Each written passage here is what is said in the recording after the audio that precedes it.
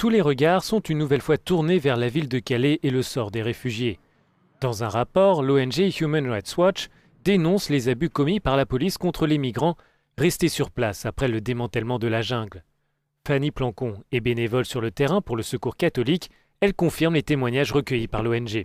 Régulièrement, la police arrive en pleine nuit, les sort des sacs de couchage et souvent même gaz les sacs de couchage, la nourriture, les gens.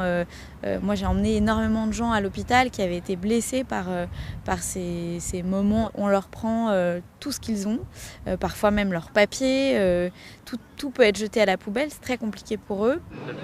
Les migrants refusent de parler aux journalistes, mais l'un d'eux, présent à Calais depuis 6 mois, a accepté de répondre à Euronews et d'expliquer les violences dont il a été victime. Ils sont descendus de leur voiture quand je marchais dans la rue et ils m'ont aspergé le visage de gaz.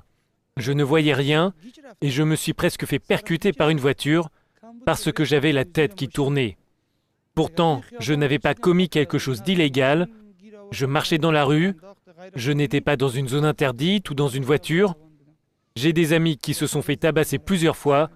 Il y en a certains qui sont toujours à l'hôpital. Dans son rapport, Human Rights Watch fait état d'usage de gaz poivre par la police à l'encontre des migrants. L'ONG relate aussi la confiscation des sacs de couchage, des couvertures et des vêtements. Pour Fanny Plancon, ces abus portent aussi atteinte à l'image de la France. Parfois, ils ont vécu des violences en Libye, des trajets sur la Méditerranée qui ont été compliqués. Et ils disent que Calais, c'est ce qu'ils ont vécu de pire.